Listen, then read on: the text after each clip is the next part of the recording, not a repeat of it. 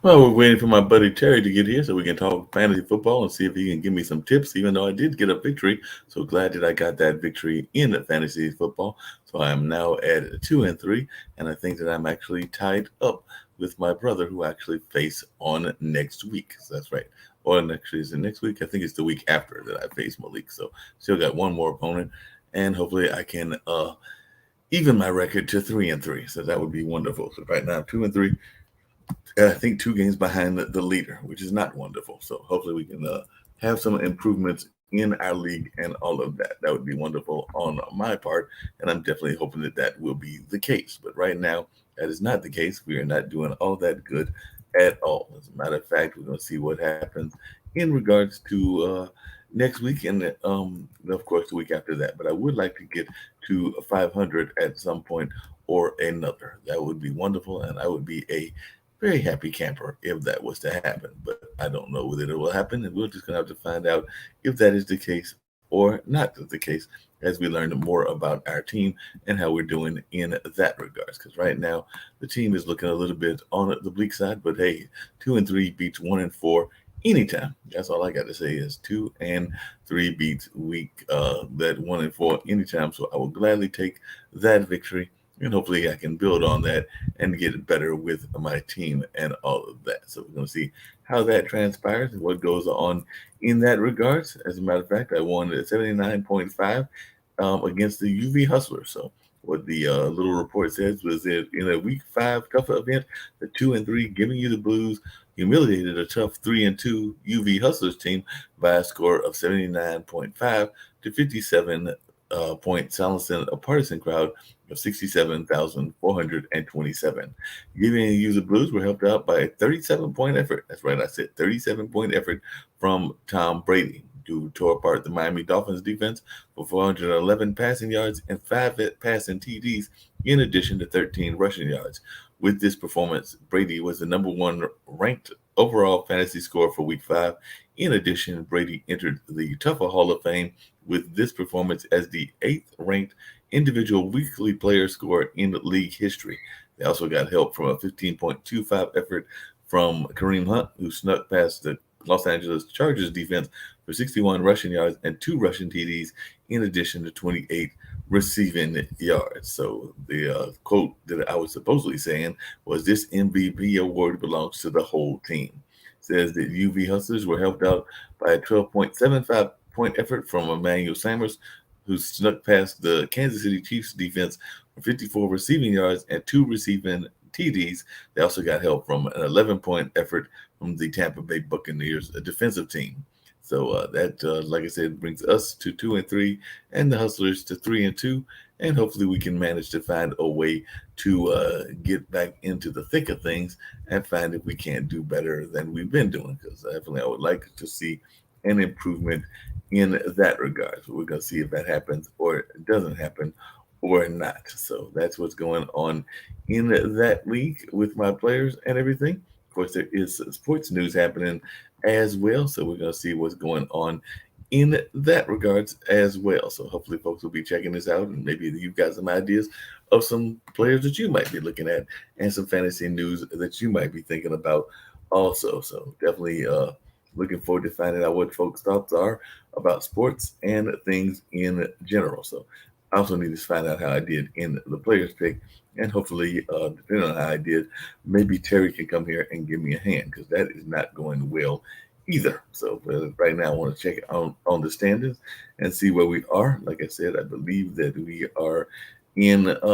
We actually moved up. So even though we are now in a three-way tie for third place, I think because of division schedules and other things, we are actually in third place behind the Vice Squad and the Carolina Eagles, who have a commanding 2 game lead over those of us that are fighting for third place.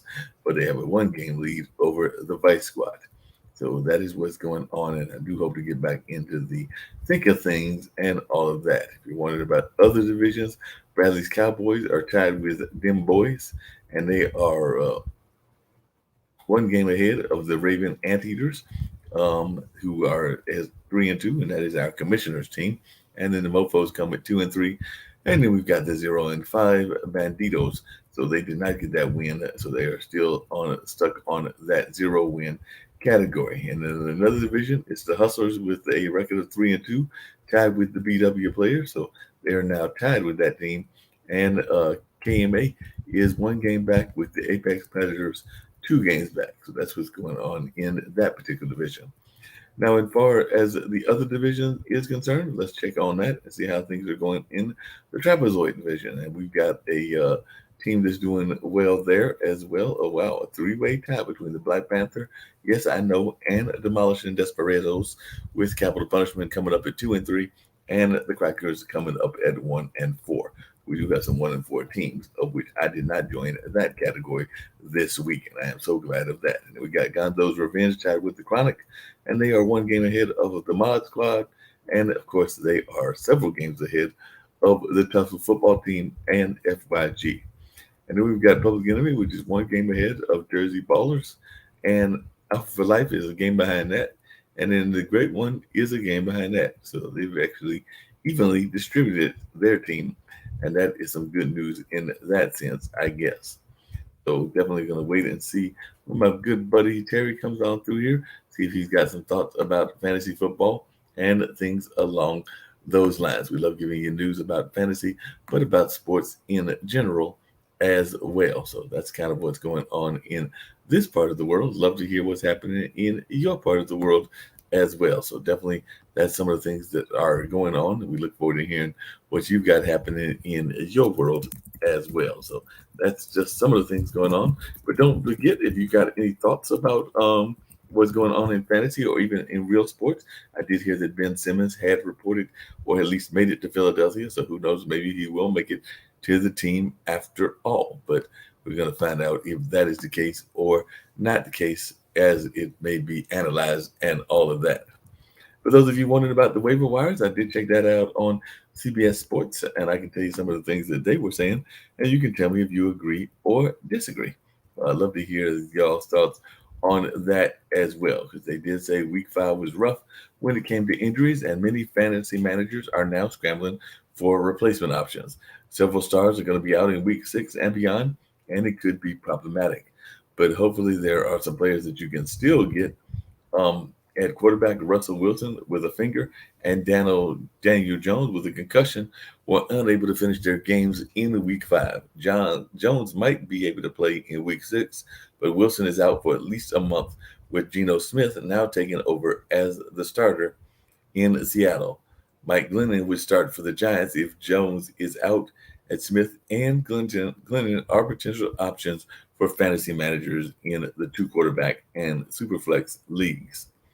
The main running back injuries happened to Saquon Barkley's ankle and Clyde Edwards-Helaire knee, and both are expected to be out in week 6. Bark is reportedly going to miss 1 to 2 weeks, but Edwards-Helaire can be out several weeks with a sprained MCL. Dale Williams will likely be the most added player this week off the waiver wire, is what they're saying, with Devontae Booker potentially at a number 2. And they also said that they're monitoring injuries for Najee Harris, who had cramping, and Damian Harris, who had a ribs injury, although both are expected to play in week 6. And there's some question about Christian McCaffrey with his hamstring, Dalvin Cook with his ankle, and Chris Carson, if they will be able to return this week as well. So a lot of question marks still out there in the NFL and all of that. By the way, Juju Smith-Schuster, a shoulder, is reportedly out for this season, and he suffered the worst injury among wide receivers. But we also saw Kenny Galladay with a knee, Curtis Samuel with a groin injury, Sammy Watkins with a hamstring, and Quintus Cephas with a collarbone get hurt, and all of them could miss extended time. Devontae Baker shoulder was ruled out prior to this.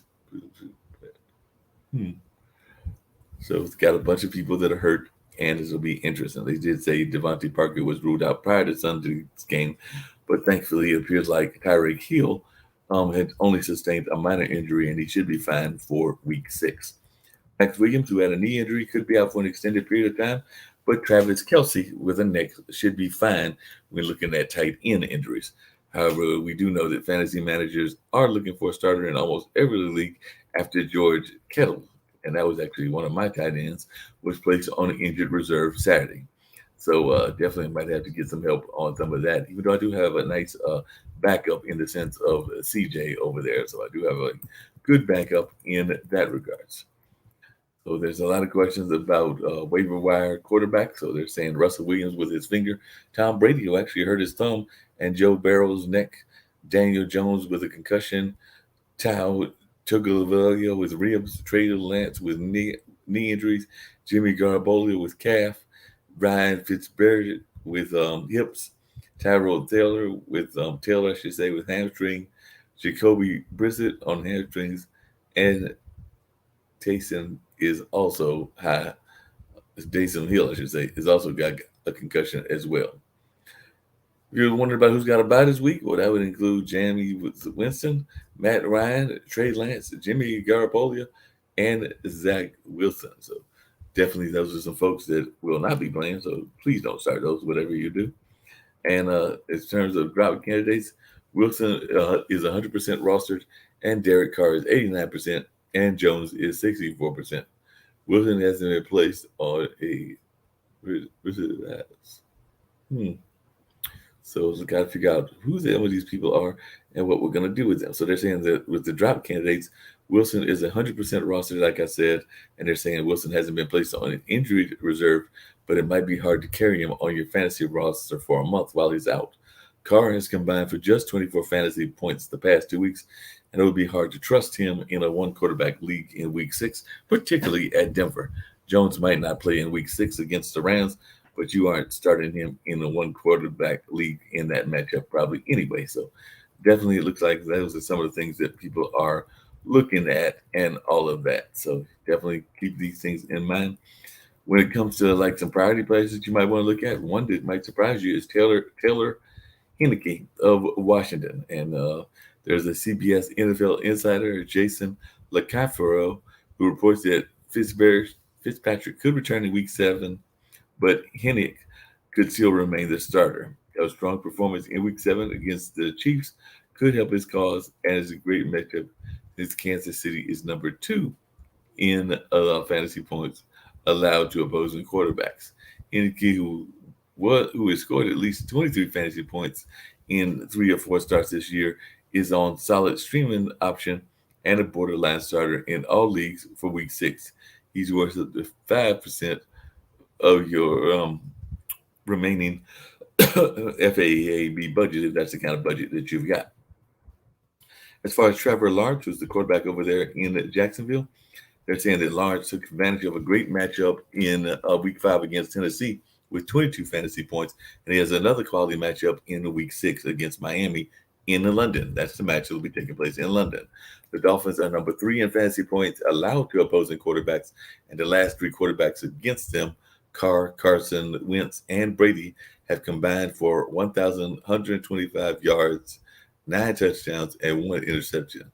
Lawrence is a broader starter in all leagues and worth up to 5% of.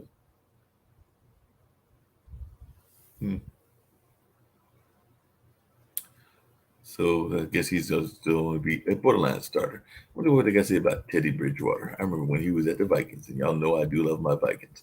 But he's with Denver now. They're saying that Bridgewater more than held up against the Steelers in Week 5 when he scored 22 fantasy points, and he now has at least 22 points in 3 of 4 complete games this year. His best games have come when he's had at least 34 pass attempts, and he should be able to throw on the Raiders in Week 6, I should say. He's not a must-start fantasy quarterback this week, but he's a decent replacement option for Wilson. After the Raiders, he faces Cleveland, Washington, and Dallas in the next 3 games. He's worth adding for up to 5% of your remaining scoring kind of system. So keep that in mind. They've also got some news on Carson Wentz. So they were saying that Wentz played great in Week 5 at Baltimore with 402 passing yards and 2 touchdowns, although he lost a fumble. He's now scored at least 21 fantasy points in back-to-back games, and he should have the chance for another positive outing in Week 6 against the Texans. It could be a good stretch run for Wentz because he then gets San Francisco in Week 7, Tennessee in Week 8, the Jets in Week 9, and Jacksonville in Week 10. Wentz could be a decent fantasy player in a hmm. So they're definitely saying that that's a lot of good opponents that he could be facing, and they're saying wins that he could definitely be a decent starter. So tell me if y'all agree with them. Do you think that that's a good starter for you, or how about Ben Roethlisberger? Ben Roethlisberger has been in the league, it seems like, forever. And I do mean forever. It seems like he's been here for a number of years and has continued to do some amazing things in that regard. So Roethlisberger just had his best game of the season in week 5 against Denver with 20 fantasy points, and he has a good matchup in week 6 against Seattle. Hopefully, he can take advantage of this defense even without Smith-Schuster shoulder, who is out for the rest of the season. It's tough to trust Roethlisberger in anything but deeper leagues, but hopefully, the last week's outing against the Broncos is the start of some positive performances for him this year. He's worth 1%, definitely, or at least worth giving a shot, maybe or maybe not. Y'all tell me what y'all think. They were saying he was worth 1% of your remaining FAB. So maybe you're agreeing with them in that regards.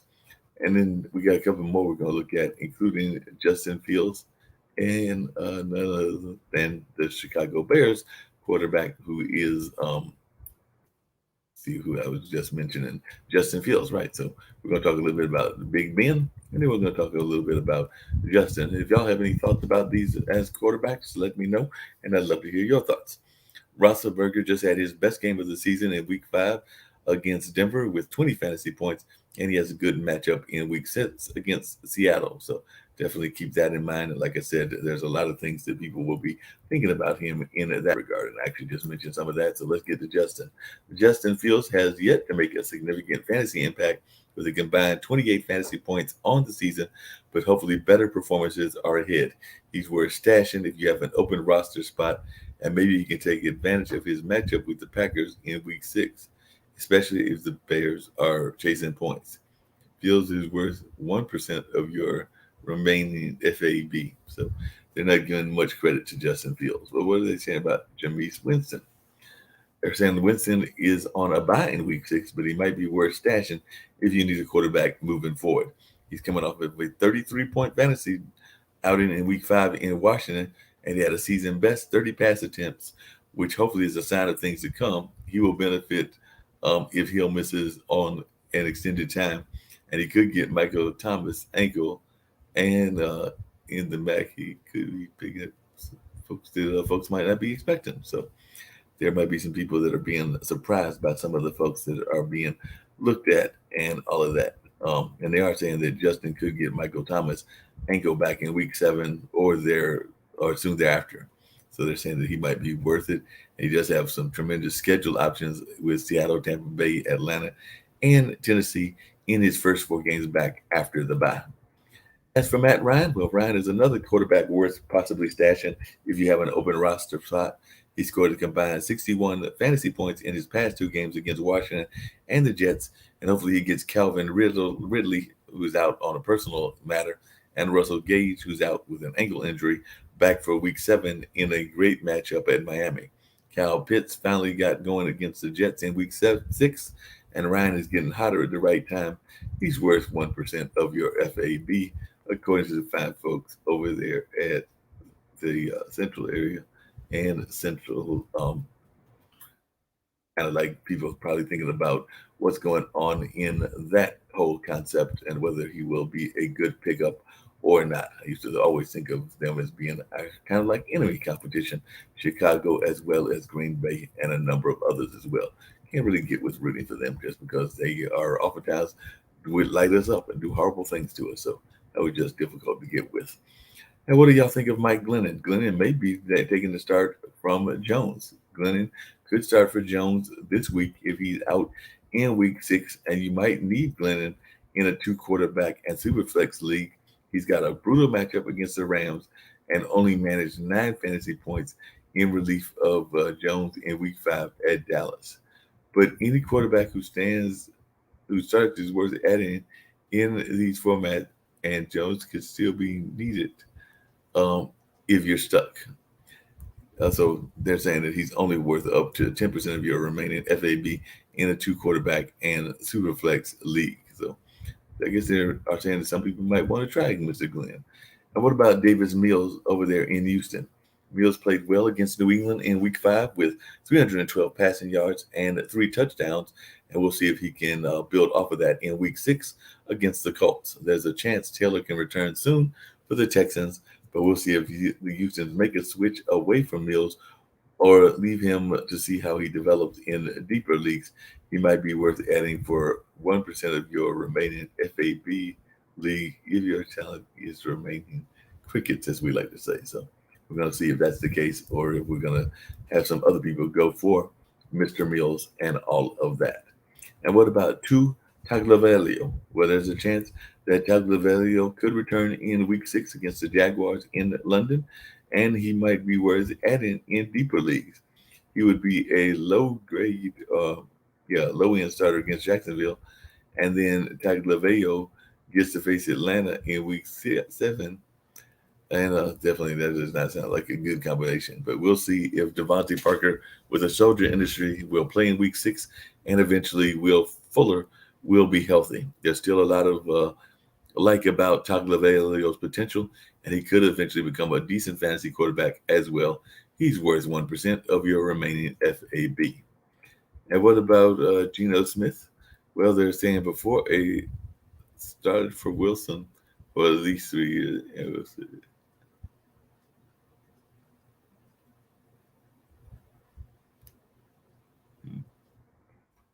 We got some difficult people here that people will be looking at. See if there's anybody else that I'm thinking y'all might be interested in and all of that. That's some of the ones that they have given us reports on. I'm sure there are others that I did not get to, but that at least gives you some idea of what some people are thinking in that regards. By the way, how are you doing in your fantasy and how are things going in your league? Would love to know that. I'd love to know your thoughts as to how you are proceeding and if you're winning or not winning in that regards. So we're going to bring up a little bit of a poem that deals with winning and all of that. But definitely, I think I'll bring that up and let y'all check out one of my favorite poems about winning and sports. It's an amazing poem. It was done by a good friend of mine, or actually a good friend of Calvin's, who is a friend of mine. And we're going to check out what y'all got to say about that. And then we'll be back with some more sports news. And who knows, maybe Terry would be back by then, because Terry's the one who likes to run this ship, drive this plane, whatever analogy you want to use, and all of that. So that is always amazing things to be heard in that regard. So that being said, I'm going to see if I can't find this video, and if we can have some words of wisdom from none other than a talented poet here in this area who sent us some words of wisdom. And we're going to see if we can't find those words, because it's always the fun part is trying to find them when you're looking for them. And I just found them. The difference between thinking and doing and living in the 21st century. They teach us about being a real quarterback-oriented games. We don't have to just use video games and live in the shadows of good things because of them. We grow up with agility far larger and bigger than we are tall. Parents are the champions and have to be our first life coaches and know-it-alls. Who knows how this came to be? Coaches will ask you if you know your right foot from your left, if you know yourself, if you act knowingly good or bad, if you can move and negotiate a field with style and form, if you can tackle or throw a pass, or if your last name is that of a clown. If you can let someone know on the team that you are in trouble before you cause yourself or someone else trouble. If you are ready to learn teamwork or aware that you started out today with your pants down or your sportsmanship was left on the kitchen table. If you know the social studies, the alphabets, science, music, characters, and the stats and the numbers of a great student player eligible to stay on the team, and if you know the poise of great athletic champions and their scientific attitudes that are historic or music to us now, if you have the swag of the game, the discipline, the performance, and artistic form down pat, and if you have the style of gymnastics that the sport has with life, if you have the work ethic and determination to make it all seem easy and not a game at all, if you have the knowledge of all the above, or you don't know things like this even make the difference. I think that when it comes to the importance of parents and their field and self-knowledge, wisdom, virtues, and courage, their teachings, love, respect, care that they illustrate on the field and in the grind of life with their actions and their ideas, experiences, muscle, and strategic magic and skills wrapped around us with their priceless love. For their verbs to be that make us winners in this hard and fast third century that without them, kids and adults, athletes could hardly see or do anything at all. Parents teach us the difference between playing video games and playing on the field. Parents teach us how to be champions. A huge hug should go to parents, coaches, and parent-like community people who have love on the field for you and who are champions for your life, both in and out the games.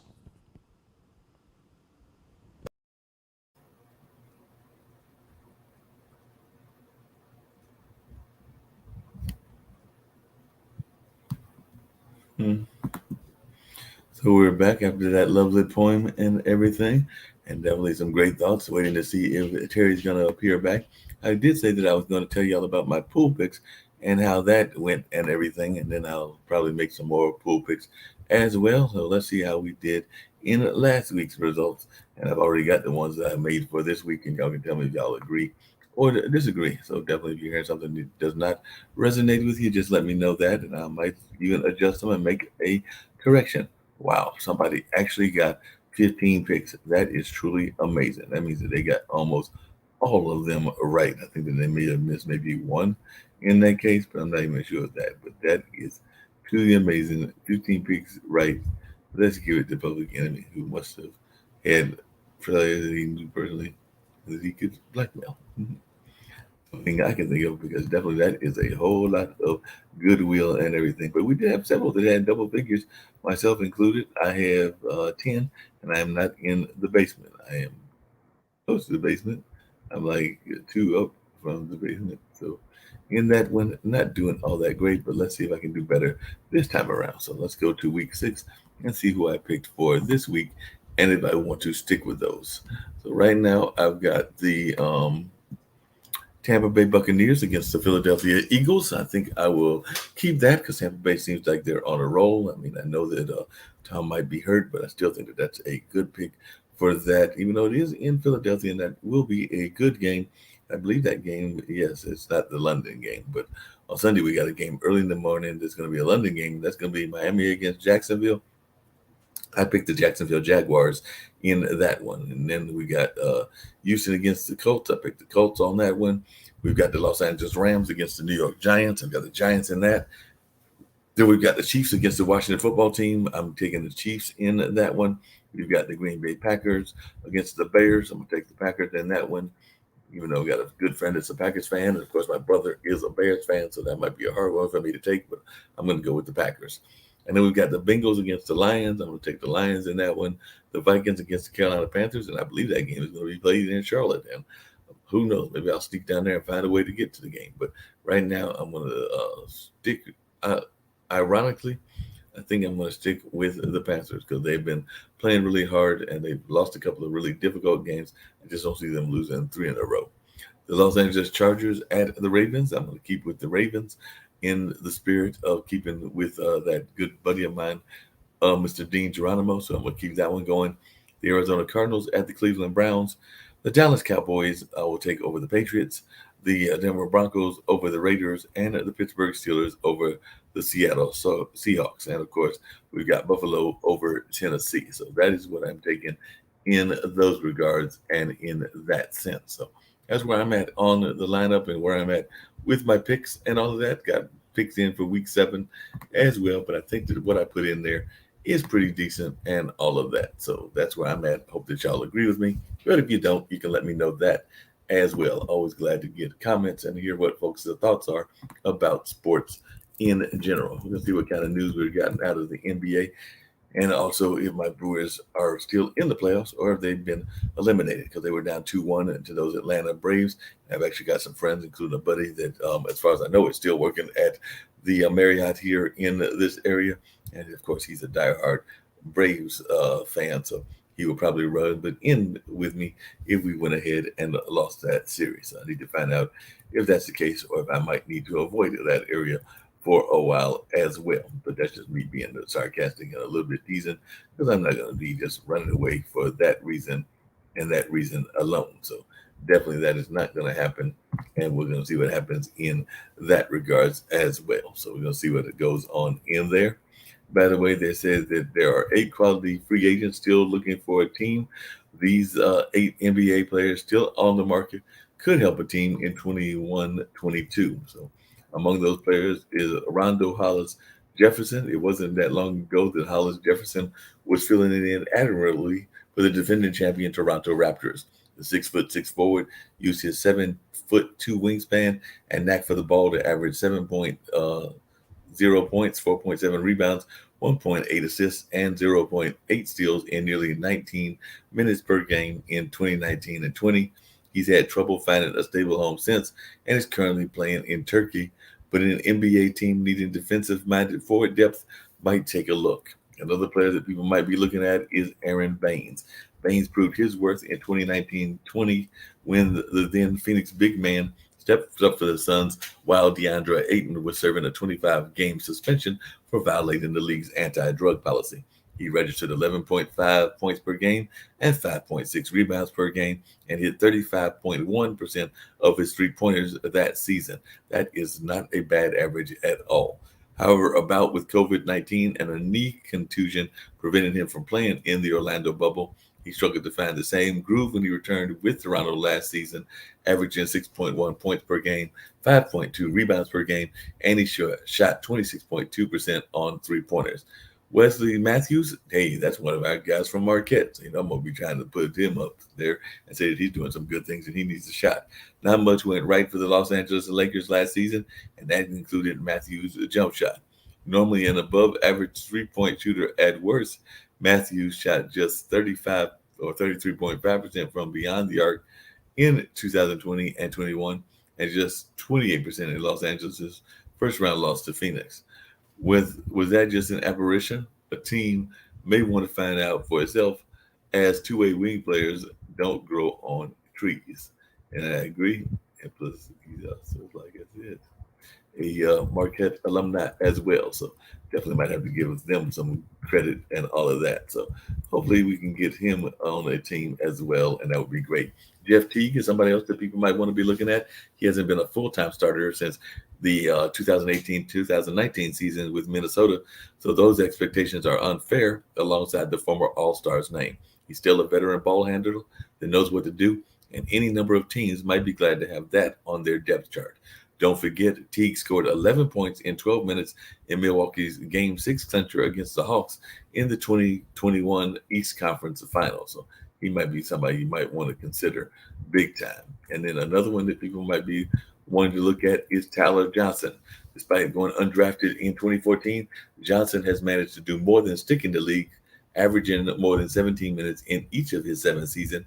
He's coming off of the season with the Nets, in which he shot 36.4% from three-point range and put up 13.8 points per game in the 2020 playoffs with Brooklyn. Not yet 30 years old, the 6'3" Johnson might help cap off a backcourt depth with and assurance he can play if he's called upon. That's right. They're going to want that assurance that he can play if he's called upon. And Langston Galloway needs shooting. Well, Galloway was probably one of the best last season, connecting on 42.4% of his three-point attempts for the Suns. The season before, the 29-year-old guard averaged 10.3 points on 39.9 shooting from deep for the Pistons Teams that need a little extra shooting and scoring punch could do a lot worse, and I cannot argue with that at all. And Ed Davis, 2 seasons ago, some pundits were saying that Utah deserved a whole lot of credit for signing Ed Davis to a team-friendly deal. He seemed like a steal for the potential backup big man behind All NBA center Rudy Gobert, and a fractured left fibula early in 2019-20 derailed those hopes, and the 6'9" big man never quite made the impact any expected. Now he's getting a little bit older. He's 32, and Davis is coming off a season in which he averaged near career lows 2.1 points per game, 5.0 rebounds per game, and 13.0 MBG for the Minnesota Timberwolves.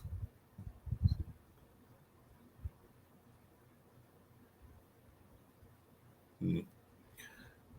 So let's see if anybody's gonna pick up this man that some people might consider an old man because he's 32, and even though he did come off that season that a lot of folks were saying was just average for the Minnesota Timberwolves, there's some others that might think that he still got some juice in him. So we're gonna see if that's the case.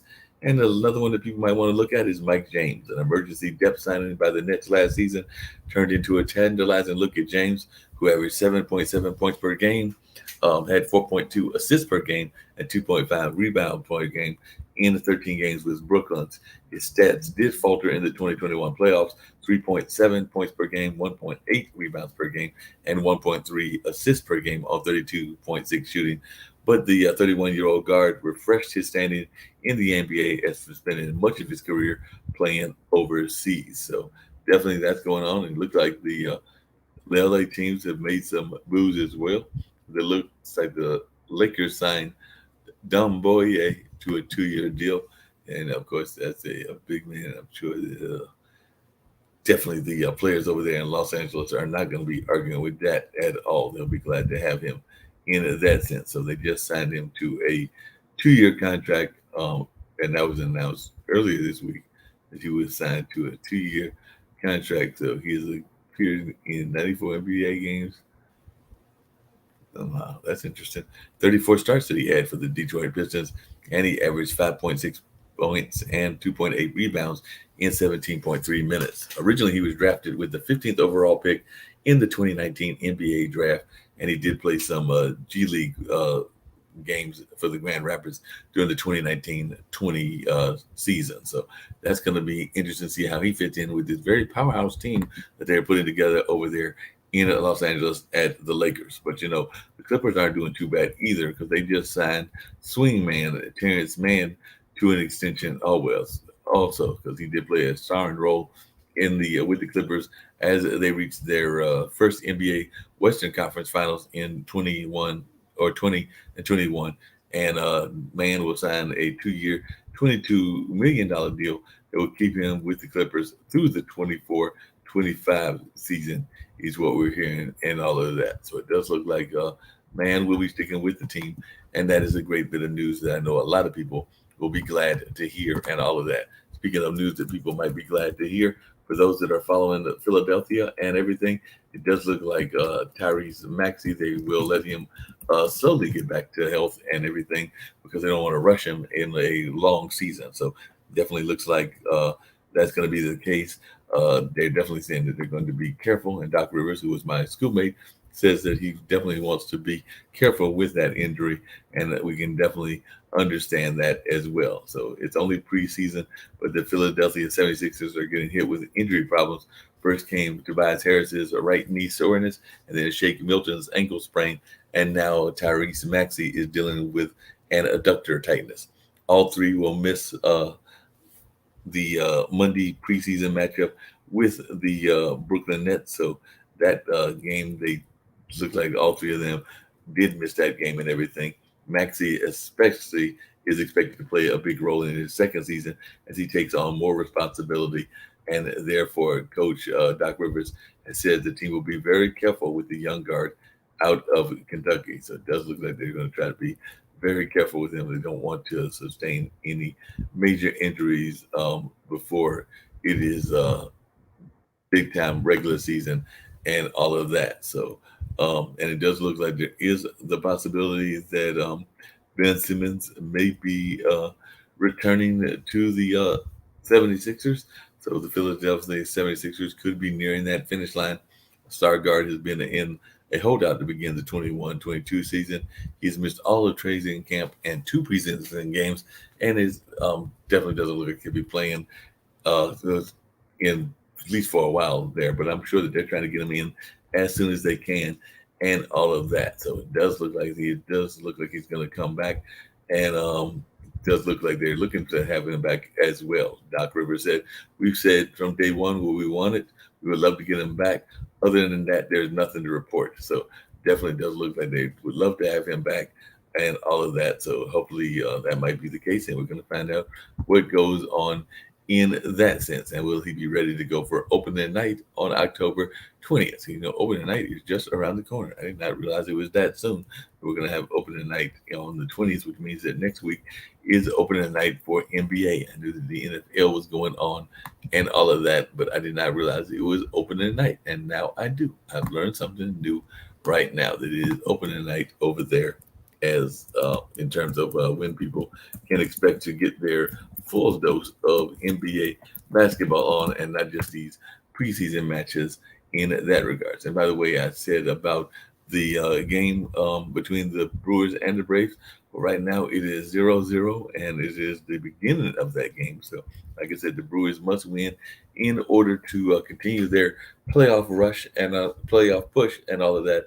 Otherwise, this whole thing will be over, because it is a best 3 out of 5 and all of that. So right now they have to win in order to even go back to Milwaukee and possibly close it out there. Because right now the Braves are up 2-1, and if the Brewers win, that will force a game 5 in Milwaukee. So it'll be interesting to see if that's the case. Y'all know that as a Brewers fan, that is what I am rooting for. But whether that happens or not, nobody knows, and we'll only find out after a course of a little bit of time and all of that. So we're going to see what goes on in that regard. So by the way, right now we do have a Houston and White Sox series, and that series was Houston's up 2-1 in the series, and they're up 6-1 in the game against the White Sox. So right now it does look like the Astros will be moving on to the next round. So it does look like the Astros will be moving on to the next round for sure. The other one, we've got a 2-1 match, and the Giants will be playing the Dodgers. So that will be a interesting game to catch as well. So we're gonna see what happens in that regards. And don't forget, like I said, the Giants are at the Dodgers.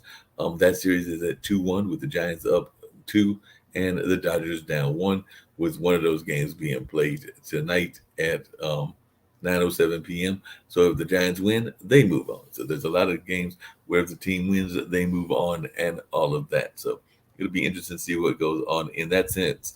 By the way, yesterday, the Boston did win the series against the Tampa Bay Devil Rays, which actually is a disappointment for us here in Durham, as the Devil Rays are the Durham Bulls franchise parents, or they're the team that the some of the Bulls go into their team and on their squad. So unfortunately, Boston won. For those of us that might have been Devil Rays fans and hoping for them to win, since they do have ties to the Durham Bulls as our parent franchise. That was the word I was looking for, parent franchise. They are the parent franchise in that regard. So definitely it does look like some championship series have been determined. We do know that the Red Sox will be playing somebody. We don't know who yet, and we don't know anybody in the league championship, I don't think, for the other league as of yet. Right, those games are still being decided. So I'm guessing that Atlanta. Let's see who that would be. But anyway, we do know that plenty of baseball left. We haven't got to the World Series yet, and we still got plenty of baseball left. I am hoping that if my team is able to pull it off, that they can go ahead and win and force a game 5, and then hopefully win that game 5. I'd hate for them to make it to the playoffs and then have a disappointing exit. But all kinds of things happen in baseball on a regular basis. So we're going to see how this all plays out and who gets to go to the next rounds and all of that. So a lot of baseball left, and we're anxious to see who's going to be making their appearances in that sense. So, we did say we like to check in on other sports as well. And we do know that a lot of folks that watch on IBM TV are fans of cricket. So we wanted to get you some cricket news as well. So getting you some cricket news and probably some news from the world of soccer before I get ready to get on out of here and all of that. So says that Dhani won't charge any fee for being a mentor of the Indian team. So they are saying that they will not be doing any fees. So New Delhi former captain Mahendra Singh Dhani will not charge any fee for mentoring the Indian cricket team during this month T20 World Cup in the UAE and Oman. BCCI President Surai Ganguly told the PTI on Tuesday. The iconic former captain was brought in as a mentor to the BCCI last month when it announced the squad of the league and all of that. Hmm. So that's going to be interesting that they did that and all of that. So definitely glad to see that he's not going to do that. And by the way, the 40-year-old Donnie retired from international cricket last year, his last India game being the 2019 World Cup semifinal, which the team lost to New Zealand. It is believed that Donnie was brought in for his experience in devising near perfect white ball strategies. He led his franchise, Chennai Super Kings, into the IPL finals on Sunday. One of the most successful captains in the history of Indian cricket, the enigmatic wicketkeeper batter led India to two world titles, the 2007 T20 World Cup in South Africa and the 2011 ODI World Cup in India. So he's definitely seen as a highly respected player, and definitely glad to see that he's given that kind of powerful advice in that regard. So that was very good that he was able to do that and continue to do that as well. Let's see if there's any other cricket news we want to get to, because we do try to get other news from around the world and all of that. Oh, we got somebody naming a top five. Let's see if you cricket folks agree with this. Rashad Khan has named his top five players in T20 cricket. Two Indians have made that list and everything. So two folks from India made that list, and we're going to see if y'all agree with his list or do not agree. So the ICC T20 World Cup gets underway October 17th, and this is a tournament the fans have been waiting for eagerly, as the last time cricket's elite sides fought for the global title in the sport's shortest form was way back in 2016. The International Cricket Council, ICC, on their part, have been trying to generate interest around the tournament on its digital and social media platforms by asking top international players to name their top five T20 players. The latest star to pick his top five T20 player was Afghanistan's star all-rounder Rashid Khan. Rashid has been a star performer for the country in international cricket, but he was humble enough to not include himself in the list. Rashid selected three top quality batsmen in his side and rounded up his selection with two all-rounders. So among his list are uh,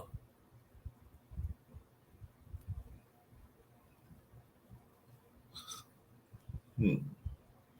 So what do you think of his top five? Well, let's see. He's got let's see who the top five are. First on his list was Indian captain Virat Kohli, whom Rashid picked for his consistency across different playing conditions. Doesn't really depend on the wicket. Doesn't matter whatever the wicket is. He is someone who's going to step up and perform. Rashid was quoted as saying by the ICC. He followed up with Ghali's contemporary Kane Williamson. Rashid himself has played alongside Williamson in the Indian Premier League for years now, and chose the New Zealand captain for the sense of calm he brings to any team. Williamson has scored 1,805 runs in T20 LS at an average of over 31 and strike rate at over 125. The third batsman in Rashid's list is former South African legend A.B. de Villiers, a destructive batsman, someone who can give you quick runs at any stage, any wicket against any bowler, and he can play any shot. As a captain, you will always love to have that batsman. Rashid said of his choice to the ICC. The two all-rounders who made the cut in Rashid's top five are West Indies white ball captain Kieran Pollard and Indians Hardik Pandya. So these two will be my key batters, those who can chase 80, 90 when I need them in the last four series. Rashid actually get some good comments and some good thoughts from people in that sense. So definitely they were saying that the two will be my key baiters who can chase 80, 90 when I need them in the last 4 or 5 overs. Rashid said about choosing Pollard and Pandya. They're the kind of batsmen who can do the job for you easily, he added.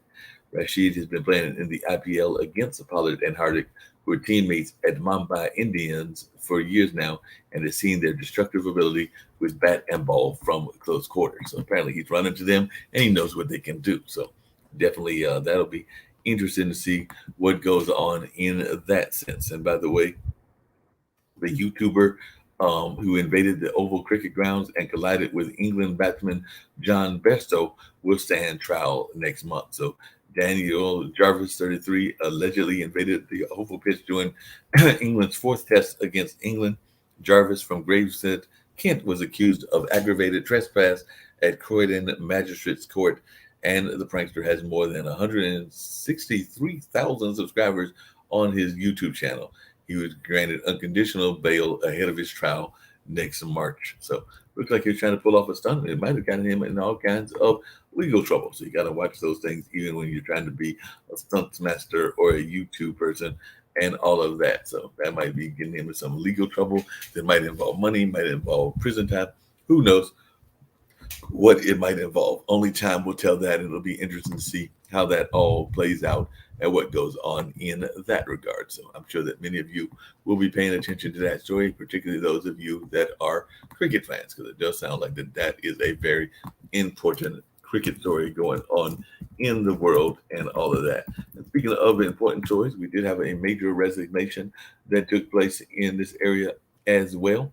So definitely got to bring up a little bit about that also, because there was, because of some quotes that he made, that John Gruden retired, and we don't know whether he'll be getting into any other um, coaching realms or anything of that nature. So he returned to the Raiders in 2018, signed a 10-year, $100 million contract as the team's new head coach. But his resignation definitely involves email and some things that he sent out in that regard. So definitely on Monday, he resigned as head coach of the Los Angeles Raiders after a New York Times expose had exposed his comments, which they found to be racist, very much sexist and homophobic as well. And those were in some emails he made during the time of 2010 and 2018. As the organization deals with his departure and the fallout from these remarks, questions loom about what this might mean for his monster $100 million contract signed back in 2018. So he served as head coach of the then Oakland Raiders from 1998 to 2001. The following season, he would take over the Tampa Bay Buccaneers, which he coached to a Super Bowl victory over his former team. He stayed with the Bucs until 2008, and the following year, he joined ESPN as a football analyst. Gruden would return to the Raiders in 2018, signing that 10-year, $100 million contract as the new head coach and all of that. So definitely it's going to be interesting to see what happens in this regards and everything in terms of whether he forfeits a lot of that money, whether they still have to pay them while they're still going to get other coaches, or what will happen in this regard. So definitely going to be interesting, and I'm sure a lot of people were trying to figure out who leaked the emails, the nature of why it was leaked, and how much of this is his real character. And I've heard some of the athletes that have come and said that they were not surprised. I'm sure others will come and say that they are surprised based on what they know of him and things of along those lines. But it'll be interesting to see. And if you've got any thoughts about any of these stories, please let us know. We do try to bring you the fantasy news, but also sports news from the rest of the world as well. So we try to give you a little dose of sports on Tuesday evenings. Usually I'm here with my good buddy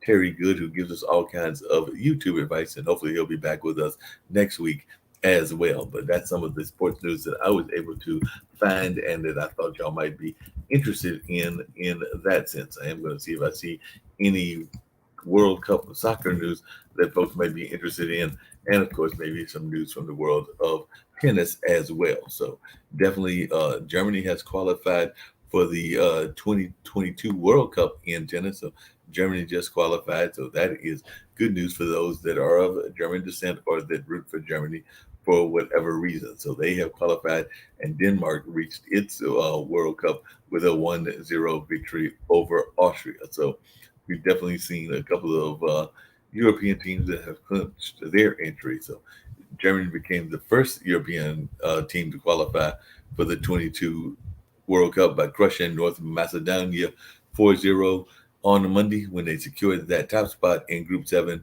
with 2 games to spare. So that's some great news on their part.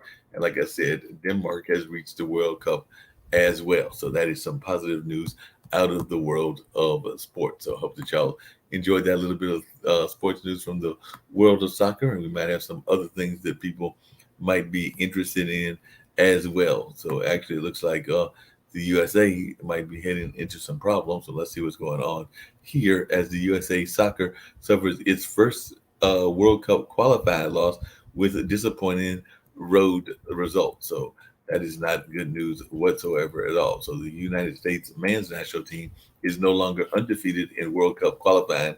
Greg Berhalter's side, with numerous changes to the starting lineup that beat Jamaica on Thursday, fell 1-0 to Panama in an uninspiring performance. An opportunity to remain atop the table in CONCACAF was wasted in what was the team's poorest display in qualifying so far, with the team testing the opposing goal even once. With key pieces like Christian Pulisic and Gio Reyna injured, and with some other pieces being not there as well, and like key contributors like Ricardo Pepi and Brendan Aronson on the bench to start, the team rarely looked like a threat going forward. Panama on the other side were on the front feet all match and looked like the more dangerous squad, but that's not saying much as they recorded just 3 shots on goal. While that number isn't all that impressive, taking into account that the United States team failed to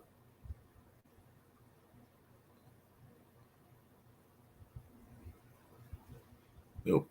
So that's some of that news from that end of the world as well. So it does look like Panama went ahead and beat the U.S. And I know that the U.S. will hopefully come back and bounce back. At least that's our hope. Now, whether that happens or not, only time will tell that or not. So we're going to see what happens in that regards and whether we get to see them make a strong comeback, as the World Cup is definitely going to be in 22. And it does look like there's going to be some good competitions in those matches. And of course, World Cup soccer is always exciting and always interesting to hear about in that regard. So that's some things that are going on that should be interesting in that regard. So we're going to see what's happening in the world of tennis, and then we might get ready to get out of here very shortly as well. So we got some world of tennis that we wanted to share with you. Also, Todd Woodbridge has ruled a line through Federer's hope of another Grand Slam title. So looks like Australian tennis great Todd Woodbridge says it's highly unlikely Roger Federer will win another Grand Slam title in his career. He's saying that that is not going to be the case and everything. Federer, who recently turned 40, underwent a third operation on his troublesome right knee in August, a procedure that he said would leave him out of the game for many months. After missing out on the Australian Open this year, the Swiss maestro returned to Grand Slam action at the French Open and Wimbledon. The 20-time Grand Slam winner proved he had still of plenty left, but reaching the round of 16 at the Roland Garros before withdrawing from the tournament. While at Wimbledon, he went one better by making it through to the quarterfinals. So he did do that.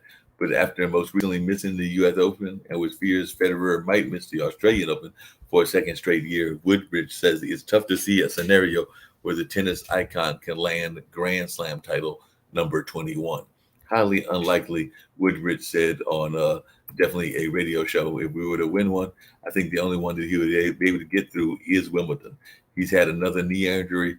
He's not going to be out on the court for a while. I don't think we're going to see him in Australia in 2022. He's not going to win at the French Open, and he's 40 years of age. So definitely, I think Roger's going to come out and play some nice matches, but winning 7 matches to win a slam, I don't think we're going to see that. Woodbridge considered the same situation also applies to Serena Williams, but said the American star is far more likely to win another Grand Slam than Federer. You can probably throw Serena in that very similar situation, he said. These last 12 months have been a really interesting period and a change over for tennis. But Serena is more likely to win another Grand Slam, is what this particular great tennis player in their own right has said in that sense. So it does look like some people are thinking that certain folks might be able to not do as much as they used to do. So we're going to see how this all plays out in that regards. And we've also got some other news that folks may be interested in as well. But like I said, I'm ready to get out here. I might have to check on my Brewers and see how they are doing. Definitely, but we're going to see if that is the case or not. Um, Looks like Andy Murray is going to have a tough match in his match later on tonight. Andy Murray says he will be right in there against Alexander Severus when they face each other at Indian Wells, but only if he brings his A game. The Briton 34 takes on the German world number 4 in the third round in California on Tuesday night. The three-time Grand Slam champion beat Zverev at last year's Western and Southern Open, his first top-level tournament in 9 months after injury. I can gain confidence from that, the former world number 1 Murray said. He'll certainly go in as the overwhelming favorite, but if I play in a high-level match, I'll be right in there. The Scot is playing at Indian Wells for the first time since 2017, given his lengthy layoffs through hip surgeries and his recorded wins over Adrian Manarino and highly rated Spanish teenager Carlos Alcaraz en route to the third round. So this will be the third time he and the 24-year-old Zverev will meet on court, the first being at the 2016 Australian Open in a match won by Murray in straight sets.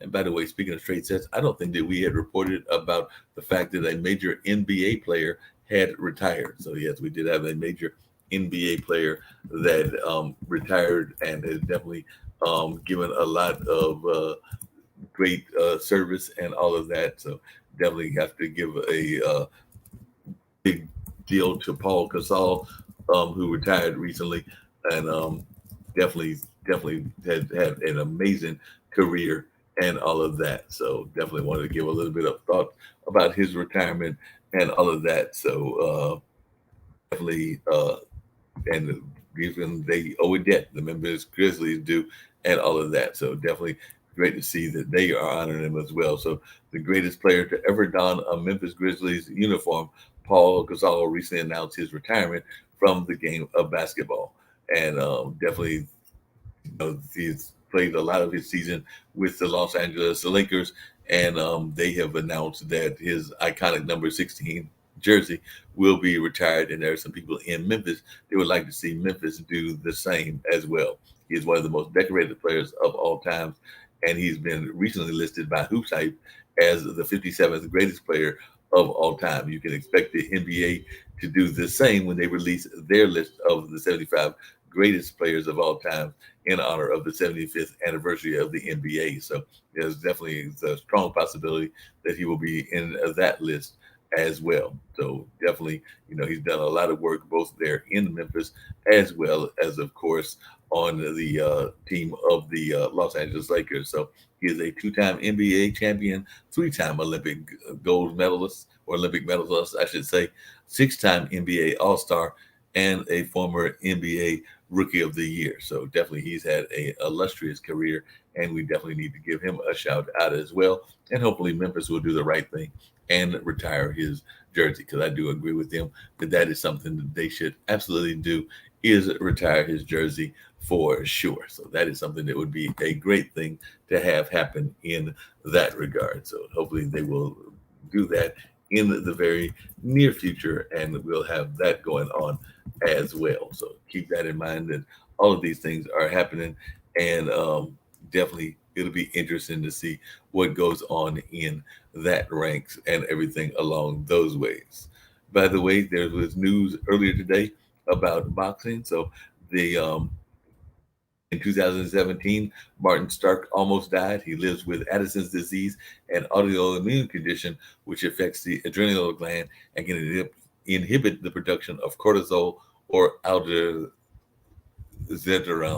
Because of the disease, Stark has been in 2 induced comas and has undergone a tracheostomy.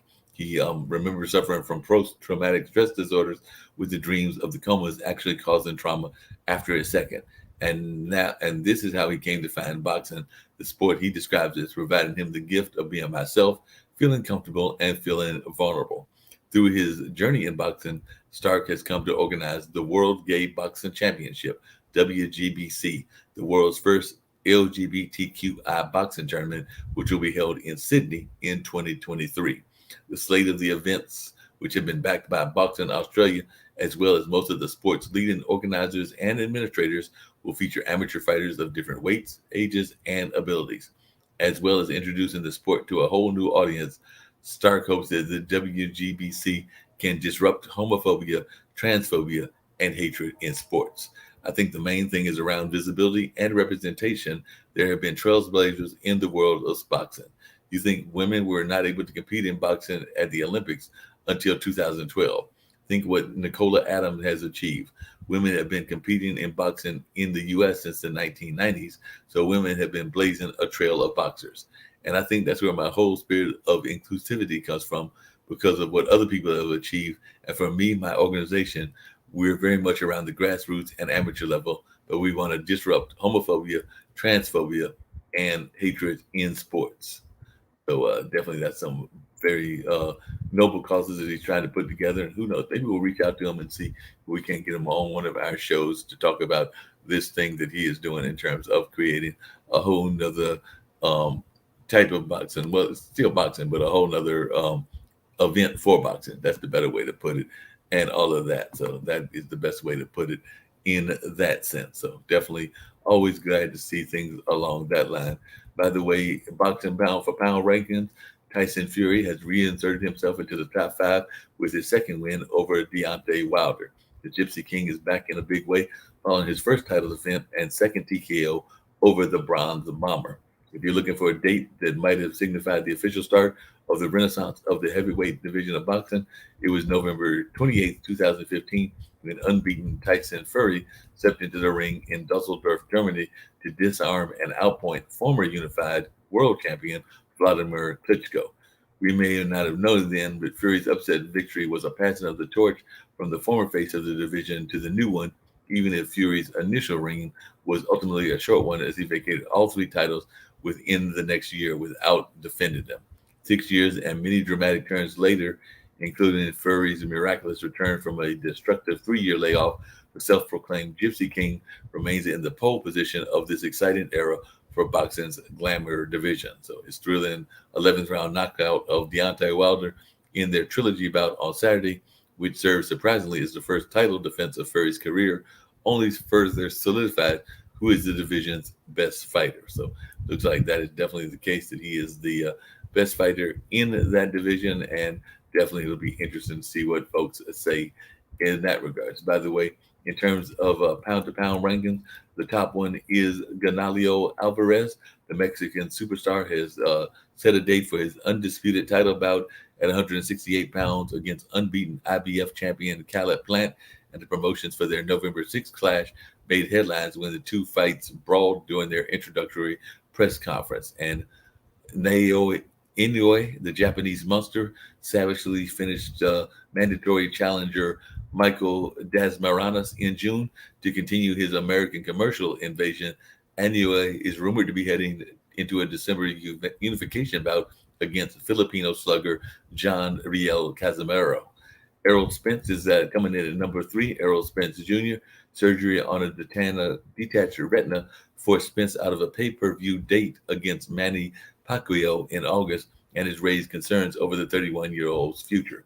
When active, Spence has the making of a generational talent, but injuries have slowed his progression. Terrence Crawford comes at number 4. Boxing finally did Crawford right, as the WBO made Sean Porter the mandatory challenger for his title. Finally, Crawford will get his chance on November 20th to test his skills against a fellow elite welterweight. Bud, at age 34, enters the final fight of his top-ranked deal. Like I said, Tyson Fury comes in at number 5. The Gypsy King returned from a nearly 2-year absence to rise from the canvas twice in a thrilling 11th round knockout of Deontay Wilder in their trilogy bout, although Fury's hope of becoming undisputed champion in 20 2021 failed to happen, he remains the face of the division. And then number 6 is Alexander Yazik, the former undisputed cruiserweight champion, upset the apple cart at heavyweight by convincingly outpointing Anthony Joshua in London. A contradictorily obligated rematch is up next, likely early in 2022, as Usyk continues his takeover of a second division. And then Vasily Lomachenko,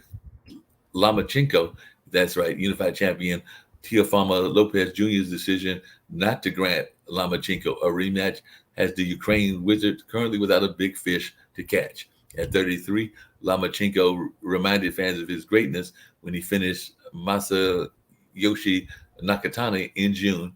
He's set to face former title holder Richard Comey in December.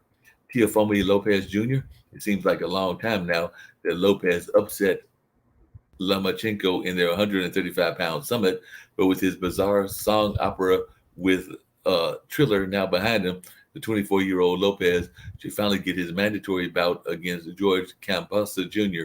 in the coming months. Josh Taylor, the Tartan Tornado, made a resounding statement when he dropped Jose Ramirez twice en route to a decision win in their 140-pound unification bout. The future is bright for Taylor, who can now add Teofimo Lopez Jr. as one of his potential suitors. And at number 10 is Gervonta Davis by moving up 2 weight divisions in June to stop unbeaten Mario Barrios in their 140-pound thriller. Davis continued to build his PBV brand. Up next, Tank welcome slugger Rolando Romero in a December lightweight bout. So that's some of the sport news. And as you can tell, I tried to cover a variety of sports, and that's what we try to do here. Everything from cricket to soccer to a number of other sports as well. I guess I did leave out one of the key sports, and I should not do that. Need to find out what was happening in their area as well, even though I do know that Carolina, I think, has set their roster and all of that. So definitely it'll be interesting to see what folks have to say in the world of hockey as well. So let me pull up at least one hockey story that y'all might be interested in. And actually, Sasha might be interested in it, as it is one to deal with investment. So Seattle Kraken CEO has explained why officers paid a premium to bring hockey back to the Emerald City. So the Seattle Kraken, the National Hockey League's 32nd team, will play its inaugural game on Tuesday night. So that's tonight in Las Vegas. For the business minds behind the return of professional hockey to Seattle after a nearly century-long hiatus, the Kraken's first game is a crucial step in a nearly $2 billion investment in the team. When people think that there aren't many opportunities left, we found this great frontier called Seattle. Kraken CEO Todd Lewicki said on a show that he was part of, and we're really looks like they're really going to be bright, really bullish on our future. So he said they're really bullish on our future. The Kraken's ownership group, which includes billionaire David Bonderman and Amazon CEO Andy Jassy, paid a $650 million expansion fee to join the NHL. That was the largest amount ever paid to join the league and worth more than the estimated value of 20 NHL franchises. Oakview Group, whose president is Todd's brother, Tim Lewicki, doubled down on Seattle hockey in partnership with the Kraken by spending roughly $1 billion on upgrades to what was formerly known as Key Arena. So it definitely looks like they put a whole lot of money over there in Seattle, and we're going to see how this all turns out and whether the fans agree with this major move that they did in that regard as well. So definitely that's going to be some interesting stories to follow, as there is now a new team in hockey, and that is the team out of there in Seattle. So I got to find out if the Carolina team is going to play them, as well as some other news as well in that regards. And on that thought, I'm going to pull up and see how the Brewers are doing. Let y'all know that, and then get ready to get out of here with maybe some quick spots and all of that. So we're going to see how the Brewers are doing in terms of their score right now, because I have not checked that score as I've been doing this story and everything. So we're going to pull up and see what the score is right now. It's still at 0-0, and we're at the top of the second. So I'll be following that, but y'all don't have to follow along with me. Next week, I will tell y'all whether they won or lost, and if they're still in the playoffs. I might be a happy camper or I might be a sad camper. And the same goes with my fantasy team as well, because I need to find out if they're going to do anything in that regard. So on that note, I'm going to bring up some of the other great shows we have here, including Sasha's show and the Gamers Report that we do as well. So the Gamers Den comes your way on now Wednesday nights and on Thursday afternoons, or Thursday, noon is afternoon. So Thursday afternoon. So right now, check this one out. I think it says 1 o'clock in this announcement, but it's actually at 12. And I think the other one, the evening one, is at 9. So we've actually got 2 renditions of that.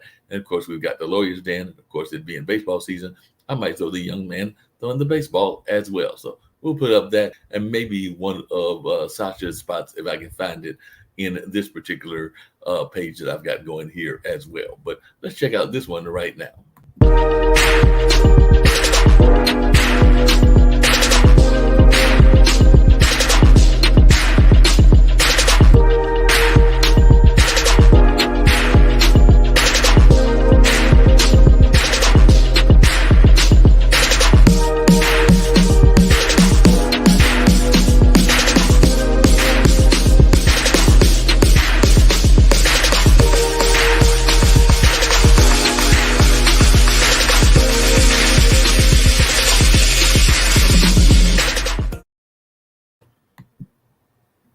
All right, folks, we're going to see if we can't get the one that I was talking about, which is the one that features none other than our good friend Sasha Starr and all of the amazing things that he's got going on as well. So let's see if I can't find that one really quickly. And of course, we've got Chess Stars.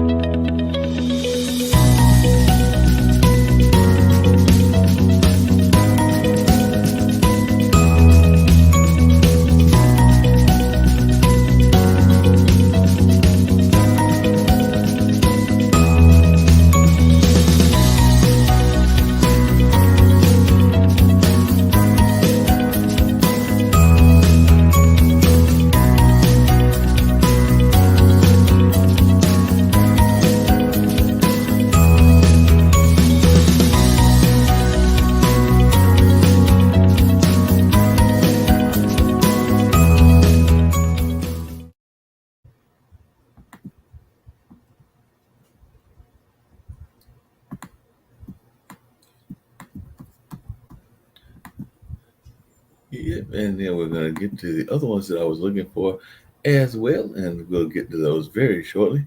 And then, like I said, we're going to get on out of here because that's always a great thing to do as well. So you're ready to get on out of here after we bring up a couple of more of these great spots that y'all might be interested in and all of that. So like I said, I did that one. How about the Lawyer's Den?